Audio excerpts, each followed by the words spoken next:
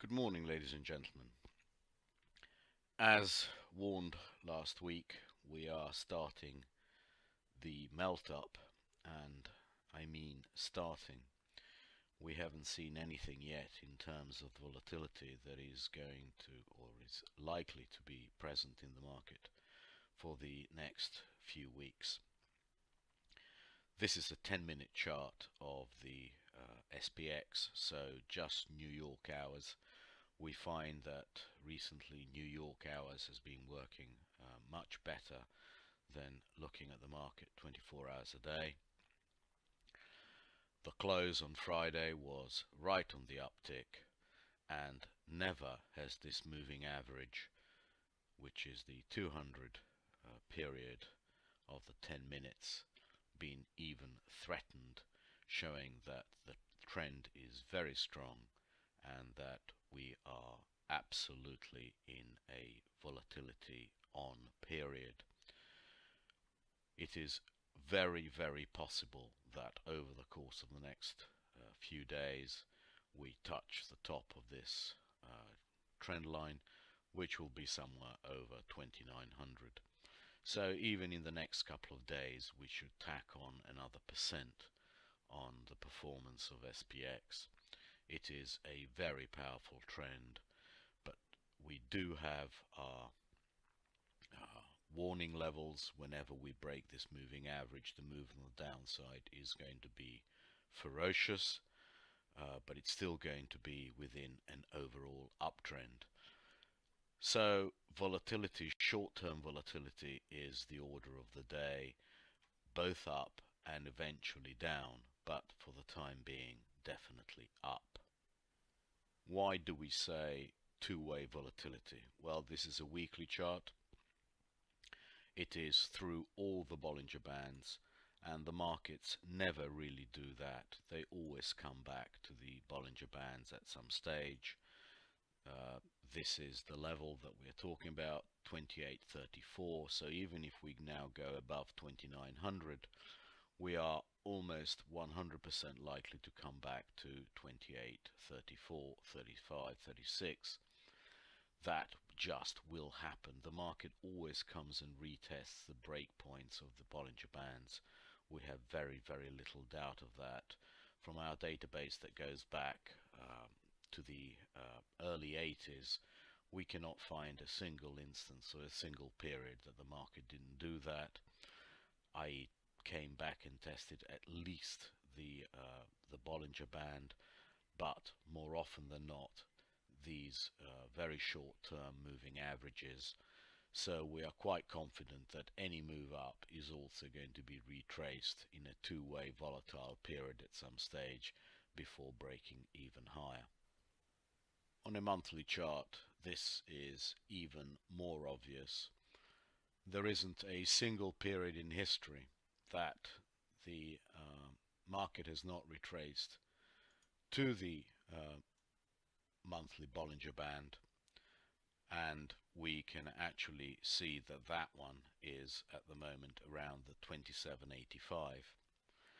So even if over the course of the next couple of days before month end and in the first part of February we break the 2900 level quite easily, probably go towards 2950, we can be sure that within the month of February or even the month of March at the latest, we will trade 2785 again, if not test these moving averages, which will be substantially higher. Will probably be at that level as well, but we will retest them. That is little but sure.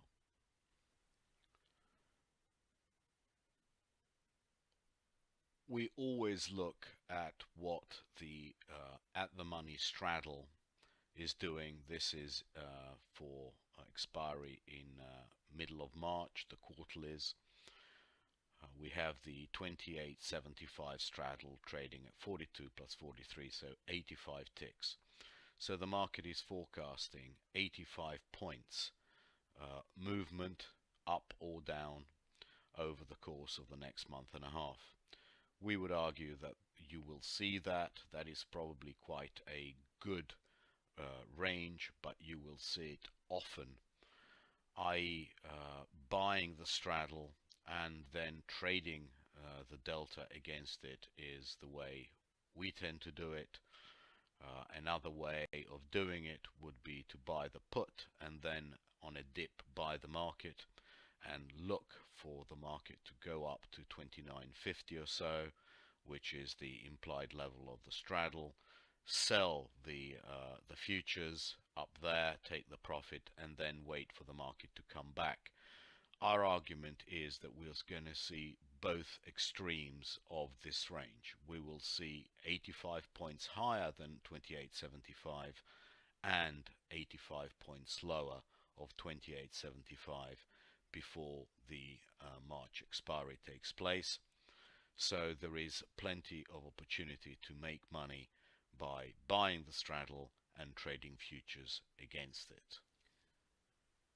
The most interesting feature of last week's market for us has been the inability of volatility to go any lower with the market going higher. If you remember, been saying for weeks and months now that there is absolutely no way that at the top volatility is low, because nobody is going to sell you cheap puts at the top. They're going to sell you expensive protection, not cheap protection. And therefore this move in XIV back towards the downside is a necessary precondition for a top. You will not have a top with XIV at high levels. You must have a top with XIV being sold off and people buying volatility well before it. We have our level 133.08. If we break that, we think volatility is going to get unleashed onto the market. But when I say volatility, I don't mean lower prices in SPX. I mean both higher and lower prices. That is what volatility means. It means a market which is whipping up and down.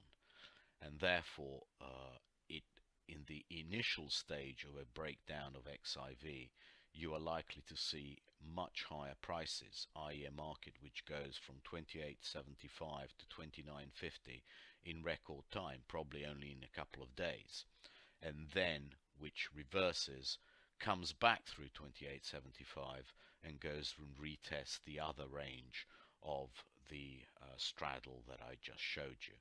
So in no way should you be short of volatility, i.e. long of XIV. You can see that XIV now is exactly the same level as it started the year. This is 2018, this is the first bar. We started 2018 at exactly the same level that we are now. This is a powerful indicator that volatility is about to be unleashed onto this market. This is a weekly chart of the VIX.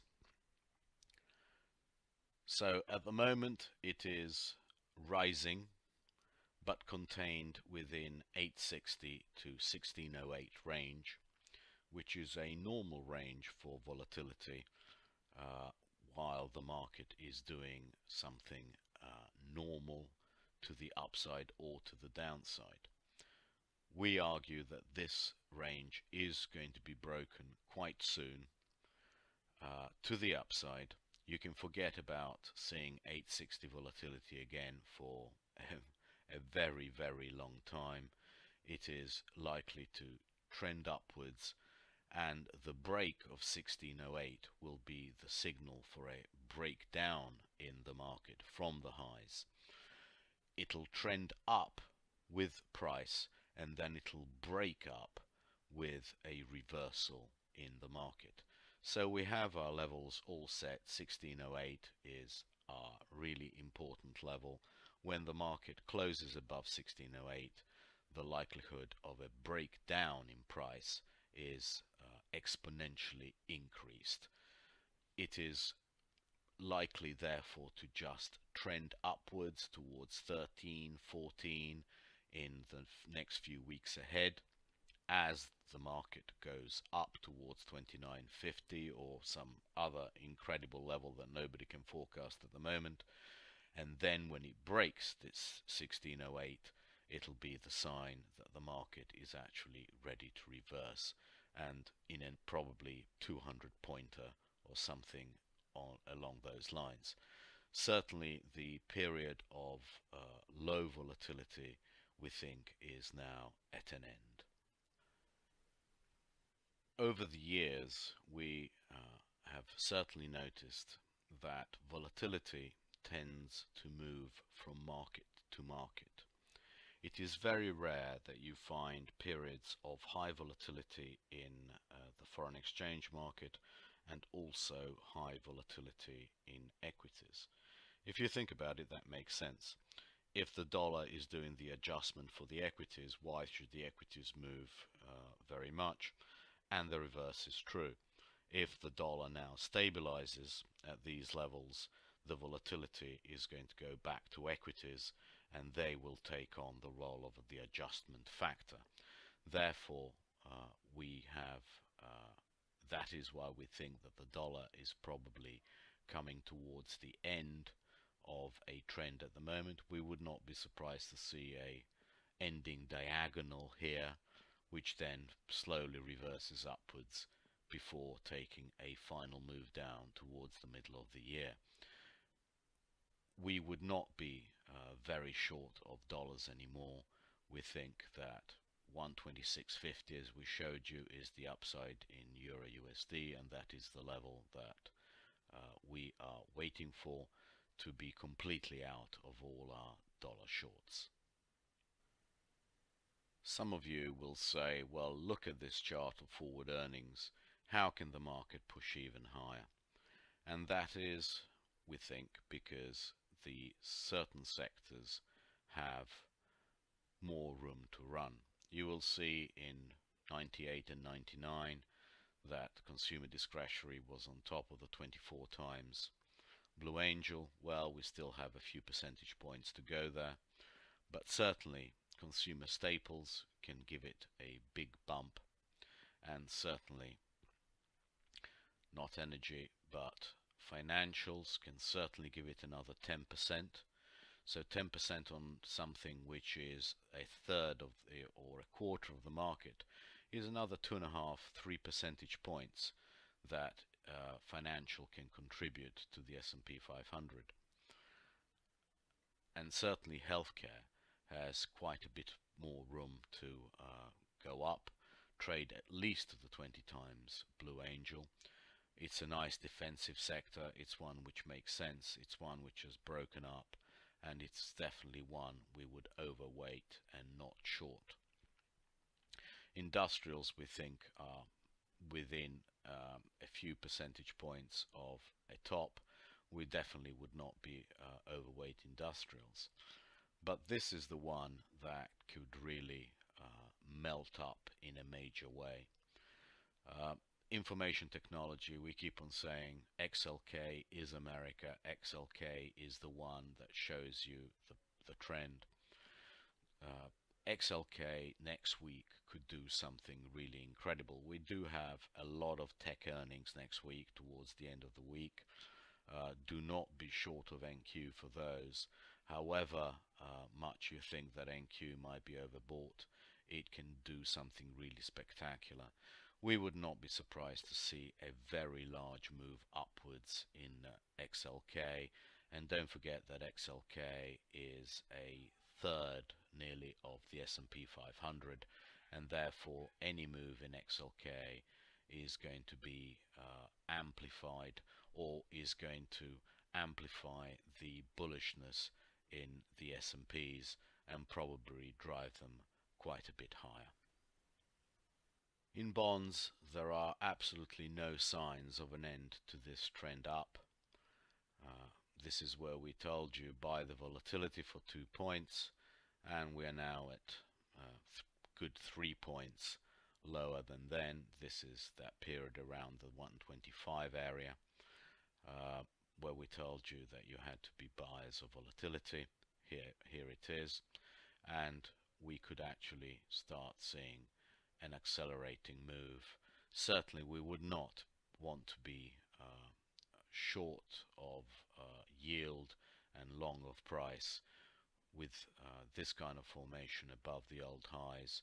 Certainly we think over the course of the next few months we could test the 3% range without any problems. It is very important to review what different asset classes are doing against each other. This is the S&P against gold, still bullish. We think it will turn, but it's still bullish. The timing is definitely not now. It looks like it has new highs in it over the course of the next few days, and therefore this is one spread which says still equities are the driver on the upside in return. S&P against equities, still up, looks like it's going to break this flag pattern, and it might go substantially higher and retest the top of this trend line. We still like commodities because we know that at some stage when the S&P cycle is over, commodities are going to benefit hugely. We're not particularly bothered if it goes even higher. We shall just add to our position of longer equities. We will take some money off the table in equities and put it into commodities. We are quite convinced longer term that this will go down to at least this trend line, but we are also quite aware that the market at the moment in equities looks unstoppable. And when you look at the performance of equities against say the 7 to 10 year sector in bonds, amazing, isn't it? Just a one-way street. Bonds are going down, equities are going up, risk on. There is absolutely no reason to think that a period of risk off is anywhere near the horizon. A period of volatility, yes, but volatility, as we said earlier, is a two-way street, both to the upside and to the downside. What will happen to this spread when the volatility to the downside happens? Well, nothing. It's just going to go back slightly and trade much like it did here, much like it did here. It's going to come back and then eventually break higher again. Of the 30 so risk on, risk off indicators we look at, not a single one is anywhere near a risk off. This is XLP, XLY, making new lows, telling you the market is powerful, powerful risk on trend. It's going to go down and retest this trend line at some stage. Don't forget that this is all the way back to 2016. You can see the trend. The market is going up. There's not a lot to say about it. S&Ps will definitely trade either side of the envelope of the straddle we showed you, around 2950 on the upside and just below 2800 on the downside. I just wanted to leave you with a daily chart of NQ. Nobody can say that this is a bearish chart or even that it desperately needs a retracement. It is the least overbought market, amazingly enough, out of all the indices in the States. This market next week could really do something incredible. We could be at 7,200, 7,300 by the end of next week. NQ next week could really be a spectacular contract. Well, our biases are going well and there's very little need for any change. 5 and 10 years, you still sell rallies, Bund and Bobble, just the same. The big level in the Bobble is now 131.40, while below there the risks are all to the downside. Buy volatility, keep on buying volatility, or at the very least do not be short of volatility. It just becomes silly. NQ, we still think that this is the real one which could have a 10% move up. That is what kind of ending waves are like. They go sillier than you can possibly forecast, and NQ is the one that should get the silliest. NQ, be long, don't be short. VX is actually showing us that the melt-up scenario, and we wrote this a couple of weeks ago, that the melt-up scenario is very much on. We think that the market is going to be very exciting over the next few weeks. As we showed you, both sides of the straddle are going, both extremes of the straddle are going to trade. The European markets will be dragged kicking and streaming, but at some stage when the US dollar does its final dip down, that will be the time to buy European equities and hold for quite a while. We still like emerging markets, they're in trend, and the only thing that we have changed is here, DX. Now I would be very careful. It's a question of covering on dips as opposed to selling on rallies. It's not a question of getting long dollars, although being long dollars can probably make you 1, 2, maybe 3% over the course of the next couple of months. This is going to be a consolidation phase before the market turns lower again towards the summer. And the butterfly is working beautifully. Long XLK, short SPY, long emerging markets. We think that has a very, very long way to go. Thank you very much indeed, and profitable trading. Tweet you on Monday.